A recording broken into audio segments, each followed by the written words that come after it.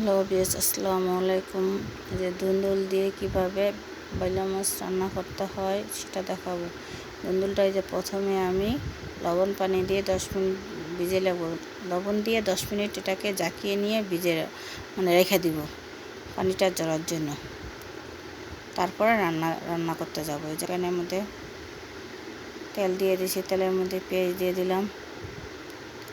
আস্তে আস্তে সব করব। বাইলা মাছ রান্না করব লেবু পাতা দিয়ে এবং লবণ দিয়ে ভিজে। এটা কীভাবে রান্না করতে সেটাই আপনার দেখাবো। লেবু পাতা দিয়ে বাইলা মাছ। এই যে এখন সব মশলা একে একে দিয়ে দিব।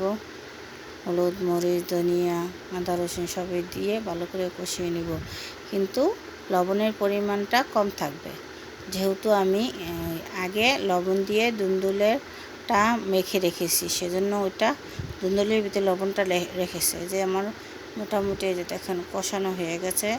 একটু জাল জাল খাবো দেখে একটু মরিচটা বেশি দিয়েছি। এই যে তেল যখন দেখবেন তেল বের হয়ে যাবে, যে লবণ হালকা দিয়ে দিলাম, তেল বের হয়ে যাবে, তখনই আমি সব সবজি যে সাথে কিছু আলু দিয়েছি, দুন্দুল, টমেটো সব একসাথে দিয়ে দিলাম। যেহেতু রাস পর্যায়ে আমি এটাতে লেবু পাতা অ্যাড করব, সেজন্য আমি এগুলো আগেই দিয়ে দিলাম। টমেটোটা এখনকার টমেটো শক্ত থাকে, সেজন্য আগে দিয়ে দিলাম। দুন্দুলটাকে ভালো করে কষিয়ে নিব। দুন্দুলটা ওইভাবে যদি লবণ পানি 10 মিনিট ভিজিয়ে তারপরে পানিটা ফেলে দিবেন, পানিটা দিবেন না কিন্তু, ওই পানিটা ছেঁকে তারপর উঠিয়ে দিয়ে যে ভালো করে যে কষিয়ে নিয়েছি। এখন আমি হালকা একটু পানি দিব, যেহেতু দুন্দুল তো পোড়া পোড়া করবো, সেজন্য হালকা একটু পানি দিব, মাখা মাখা রাখবো জলটা। যে হালকা পানি দিয়ে এখন মাছটা ধীরে ধীরে দিয়ে দিব, সবগুলো মাছ। পানিটা আগে বলক নিয়ে আসতে হবে, যে বুটবুটি ফুটে তখনই দিতে হবে, পানিটা গরম হলে।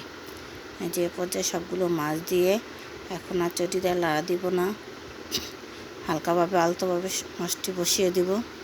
যে মাছটা বসিয়ে তারপর জাল হয়ে গেছে, প্রায় শেষ পর্যায়ে এসে পড়েছে। এখন জলটা একটু মাখা করবে, সেজন্য লেবু পাতা, কাঁচামরিচ, ধনিয়া পাতা দিয়ে রেখে দিলাম। এটার মধ্যে জিরার গুঁড়ো দেব না, ধনিয়া পাতা দিচ্ছি, যেহেতু লেবু পাতা দিচ্ছি, তাহলে জিরার গুঁড়ো দিলে লেবু পাতা ধনিয়া পাতার গ্রানটা থাকবে, অন্যরকম লাগবে। আসসালামু আলাইকুম, ভালো থাকেন সবাই।